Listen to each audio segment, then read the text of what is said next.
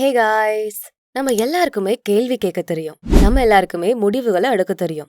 ஆனா இது ரெண்டுமே இதுவரைக்கும் நம்ம வாழ்க்கைய பெட்டரா மாத்திருக்கா? நம்ம வாழ்க்கைய இது அழகா மாத்திருக்கா? மோஸ்டா இல்லன்னு தான் சொல்லுவோம். உங்க வாழ்க்கைய பெட்டரா உருமாத்த ஒரே ஒரு சிம்பிள் குவெஸ்டனால முடியும். ஒரே ஒரு சாய்ஸால முடியும். அது என்னவா இருக்கும்னு நினைக்கிறீங்க?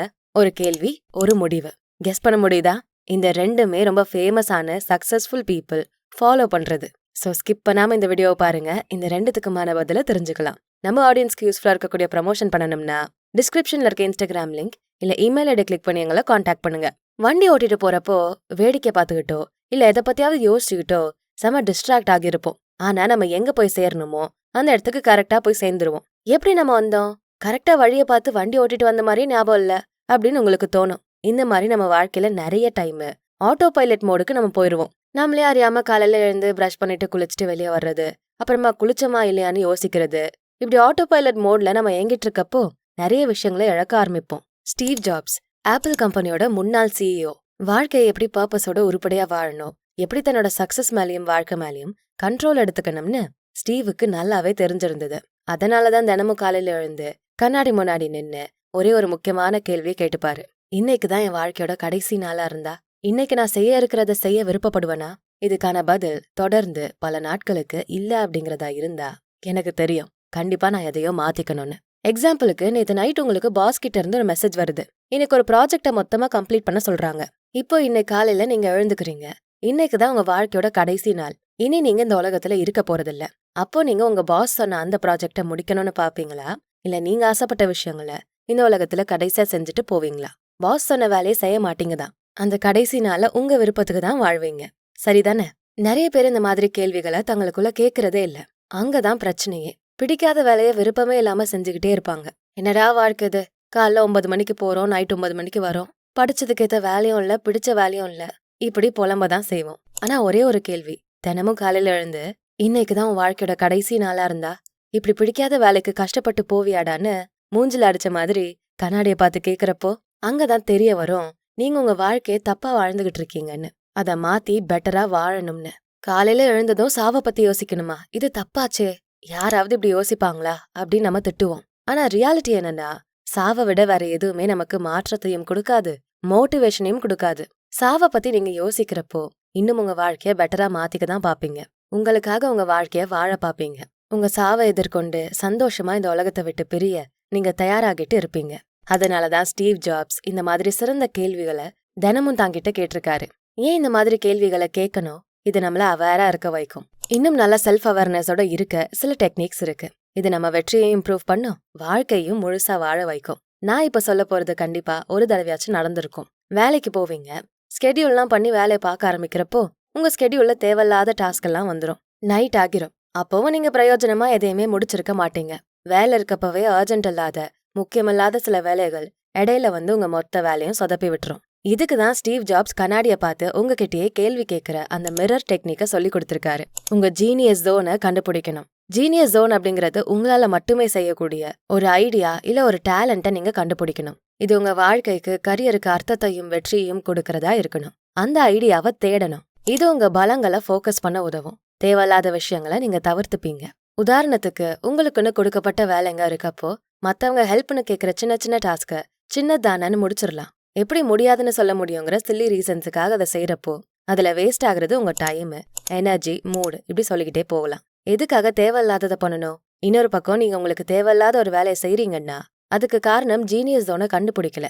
சோ உங்களால மட்டும் வேலை செய்யக்கூடிய ஒரு விஷயத்த உருவாக்கிக்கணும். அது உங்க வாழ்க்கைக்கு அர்த்தத்தை கொடுக்கணும், சக்சஸ கொடுக்கணும். ஜீனியஸ் ஜோனை கண்டுபிடிக்க காலையில எழுந்து கண்ணாடி முன்னாடி நின்னு ஸ்டீவ் ஜாப்ஸ் கேட்ட அந்த ஒரு கேள்வியை கேட்டு பாருங்க. உங்களுக்கு பிடிச்ச வேலையை பிடிச்ச முறையில செய்வீங்க. இன்னொரு டெக்னிக் பெஞ்சமின் பிராங்க்லினோடது. தினமும் காலையில அந்த நாளை துவங்குறதுக்கு முன்னாடி பிராங்க்லின் தனக்கு தானே ஒரு கேள்வி கேட்டுப்பாராம். நான் இன்னைக்கு என்ன நல்லதெல்லாம் பண்ண போறேன்? இந்த கேள்வி இங்கே நிக்காது. தூங்குறதுக்கு கொஞ்சம் முன்னாடி நான் இன்னைக்கு என்ன நல்லதெல்லாம் பண்ணேன், இந்த கேள்வியையும் கேட்டுப்பாராம். இதனால நம்ம என்ன பண்றோம், என்ன பண்ணக்கூடாது, இந்த விஷயங்கள்ல அவேரா இருக்க முடியும். கொஞ்சமாவது ப்ரொடக்டிவா இருப்போம்.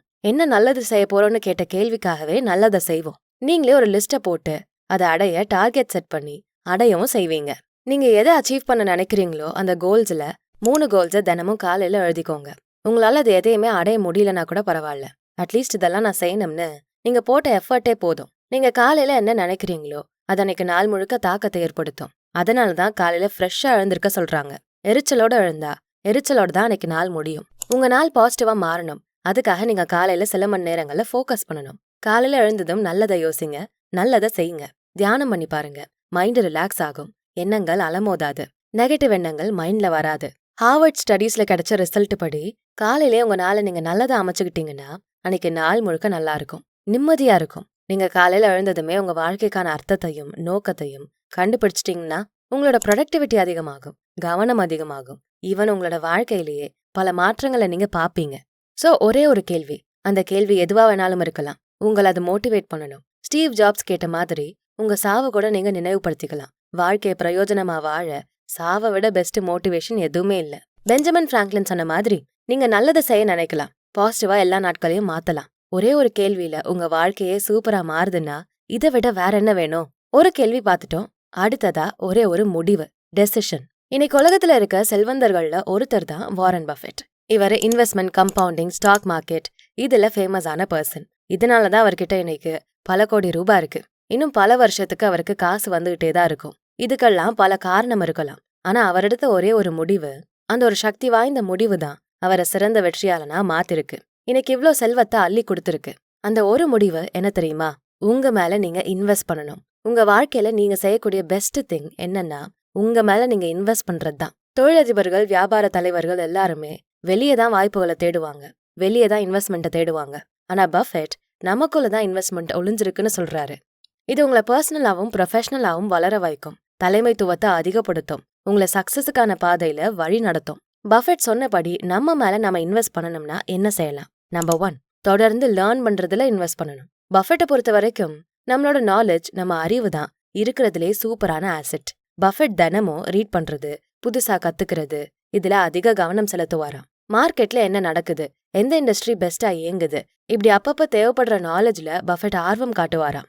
இதே பிரின்சிபலை நீங்களும் அப்ளை பண்ணலாம். தினமும் நீங்க இருக்க ஃபீல்ட பத்தி கத்துக்கலாம், இல்ல தெரியாத விஷயங்களை புதுசா கத்துக்கலாம். புதுசா கத்துக்கிறப்போ நமக்கு நிறைய ஆங்கிள் இருந்து யோசிக்க முடியும், தேவையான முடிவுகளை எடுக்க முடியும், புது வாய்ப்புகள் கிடைச்சா அதை இறுக்கி பிடிச்சுக்க முடியும், நடக்கிற மாற்றங்களுக்கெல்லாம் அடாப்ட் ஆயிக்க முடியும். இப்படி நிறைய இருக்கு. இதெல்லாம் தாண்டி நம்ம புது விஷயங்களை தினமும் கத்துக்கிறப்போ மூளையில இருக்க நியூரான்ஸ் ரொம்ப வேகமா செயல்படுமா. இதனால நம்ம தோல் வயசாகி சுருங்கி போனாலும் மூளை மட்டும் யங்காவே இருக்குமா. சோ என்னைக்குமே கற்றலை விட்டுறக்கூடாது. கற்றது கைமண்ணளவு, கல்லாதது உலகளவுன்னு சொல்லுவாங்க. இன்னும் நாம கத்துக்க வேண்டியது நிறையவே இருக்கு. சோ தொடர்ந்து லேர்ன் பண்ணிக்கிட்டே இருங்க. அடுத்து நம்பர் 2, உங்க செல்ஃப் இம்ப்ரூவ்மெண்ட்ல இன்வெஸ்ட் பண்ணுங்க. வெறும் நாலேஜை வளர்த்துக்கிறதுல மட்டும் லிமிட்டடா நின்னுட வேண்டாம். உங்களோட தன்னம்பிக்கையை வளர்த்துக்கணும், திறன்களை வளர்த்துக்கணும். நம்ம சக்சஸை நோக்கி போறப்போ பல சவால்கள் இருக்கும், நிறைய ரிஸ்க் எடுக்க வேண்டியிருக்கும், நிலையில்லாத விஷயங்களை கடந்து போகணும். இதுக்கெல்லாம் நமக்கு தைரியம் வேணும், நம்பிக்கை வேணும். சோ தினமும் உங்களோட செல்ஃப் இம்ப்ரூவ்மெண்ட்ல இன்வெஸ்ட் பண்ணுங்க. தைரியத்தை வளர்த்துக்கோங்க. எல்லாத்தையும் தாண்டி தோல்வியில இருந்து, சரிவுல இருந்து எழுந்து வர்றத கத்துக்கோங்க. இதுதான் நம்மள எந்த சிச்சுவேஷன்லயும் பாசிட்டிவா வாழ வைக்கும். அடுத்து நம்பர் 3, உங்க ஸ்ட்ரென்த்ஸ் என்னன்னு தெரிஞ்சுக்கிறதுல இன்வெஸ்ட் பண்ணுங்க. சக்சஸ்னு வரப்போ நம்ம கிட்ட இருக்க தனித்துவம் வாய்ந்த தன்மைகள் என்ன, எதுல நாம அதிகமா கவனம் செலுத்தணும், எதுல நாம பெஸ்டா இருக்கும், இப்படி நம்ம பலம் என்னங்கிறத தெரிஞ்சுக்கணும். அதே மாதிரி என்ன டாஸ்க நீங்க செய்யணும், என்ன டாஸ்க் உங்களோட புரிதலையும் தாண்டி இருக்கு, அதை எப்படி கத்துக்கணும், யார் அதை பெட்டரா ஹேண்டில் பண்ணுவா, இதையுமே தெரிஞ்சுக்கணும். சோ உங்க பலம் என்னன்னு தெரிஞ்சுக்கோங்க.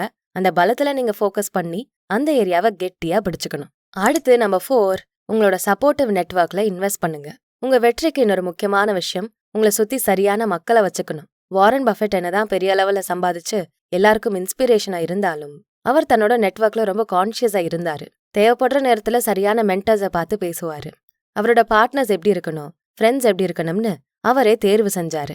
மோஸ்டா அவரை இன்ஸ்பயர் பண்ற, அவருக்கே சவால் விடுற நண்பர்கள், பார்ட்னர்ஸ் தான் அவரை சுத்தி இருப்பாங்க. அவங்களும் பாசிட்டிவ் மைண்டடா தான் இருப்பாங்க. சோ உங்க மென்டாலிட்டிக்கு ஏத்த மாதிரி நீங்க யோசிக்கிற மாதிரி மக்களை உங்களை சுத்தி வச்சுக்கணும். உங்களை சுத்தி இருக்க மக்கள் உங்களுக்கு நிறைய நல்ல விஷயங்களை சொல்லி தரணும், உங்களை சரியா கைட் பண்ணணும். இவங்க உங்களுக்கு புது பாதையை காட்டுவாங்க, புது ஐடியாக்களை கொடுப்பாங்க, சக்சஸுக்கு என்ன வாய்ப்புகள் இருக்குன்னு உங்களை தேடி வர வச்சு அதை இறுக்கி பிடிச்சுக்க வைப்பாங்க. அடுத்து நம்பர் 5, நீங்க நேசிச்சு செய்யற வேலைகள்ல இன்வெஸ்ட் பண்ணணும். உங்களுக்கு பிடிச்சதை செய்யணும். நீங்க எதை நேசிக்கிறீங்களோ அதை செய்யணும். அப்போதான் அதுல முழு ஈடுபாடு இருக்கும். பஃபெட் எப்பவுமே பிடிச்ச வேலையை தான் செஞ்சிருக்காரு. நீங்க பிடிச்ச வேலையை செய்யறப்போ அதை செய்ய உங்க மைண்டு தூண்டிக்கிட்டே இருக்கும். பிடிக்காத வேலையை நீங்க சூஸ் பண்றீங்கன்னா உங்க மைண்டு சரியா வேலை செய்யலன்னு தான் அர்த்தம். நீங்க உங்களுக்கு பிடிச்ச வேலையை செய்றீங்கன்னா கொஞ்சம் காசை கொடுக்குற அர்த்தமே இல்லாத டெட் அண்ட் ஜாப்ஸுக்கு நீங்க எண்டு கார்டு போடுறீங்கன்னு அர்த்தம். பிடிச்சதை செஞ்சாதான் நம்மளால சக்சஸ பார்க்க முடியும். இதை தான் வாரன் பஃபெட்டும் செஞ்சாரு. நீங்க ஒரு தடவை உங்களுக்கு பிடிச்சதை செஞ்சுட்டீங்கன்னா அதுவே உங்களுக்கு பெரிய மோட்டிவேஷனை கொடுக்கும். சோ நீங்க வாழ்க்கையில எடுக்க வேண்டிய முக்கியமான முடிவு உங்க மேல நீங்க இன்வெஸ்ட் பண்றது தான். அதை செய்ய 5 வழிகள் இருக்கு. தொடர்ந்து கத்துக்கிறது, செல்ஃப் இம்ப்ரூவ்மெண்ட், உங்க பலம் என்னன்னு தெரிஞ்சுக்கிறது, சுத்தி சப்போர்ட்டிவ் நெட்வொர்க்கை வளர்த்துக்கிறது, உங்களுக்கு பிடிச்ச வேலைகளை செய்யறது. இப்படி உங்க மேல நீங்க இன்வெஸ்ட் பண்ணணும். இது எந்த வகையில வேணாலும் உங்க டேலண்ட்டை வெளிப்படுத்தி சக்சஸ்ஃபுல்லா மாத்தும். டைம், எனர்ஜி எல்லாத்தையும் உங்க மேல இன்வெஸ்ட் பண்ணுங்க, வெளியே கொடுக்காதீங்க.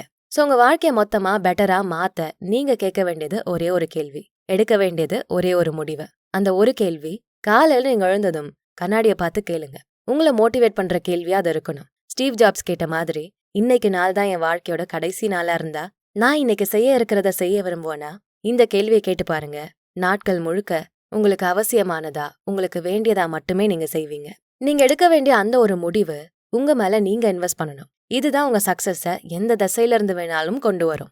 சக்சஸ்ஃபுல் பீப்புளா மாறணும்னா அவங்க காமனா என்ன பண்றாங்க, அவங்க காமன் ருட்டீன் என்ன, இதை தெரிஞ்சுக்கணும். அதை நம்ம லைஃப்ல ஃபாலோ பண்ண பார்க்கணும். இதுதான் நமக்கும் சக்சஸுக்கான பாதையை காட்டும். சோ மறக்காம அந்த ஒரு கேள்வியையும் ஒரு முடிவையும் உங்க சக்சஸ் ஜேர்னில சேர்த்துக்கோங்க. சோ இந்த வீடியோ உங்களுக்கு பிடிச்சிருந்தா இதுக்கு ஒரு லைக்கை போட்டுட்டு உங்க ஃப்ரெண்ட்ஸ் அண்ட் ஃபேமிலிக்கு ஷேர் பண்ணுங்க. நம்ம channels beyond the ordinary and body and soul Tamil ரெண்டுத்துக்கும் சப்ஸ்கிரைப் பண்ணிட்டு பெல் ஐகானை அழுத்துருங்க. நான் உங்களை அடுத்த வீடியோல பார்க்குறேன். நன்றி.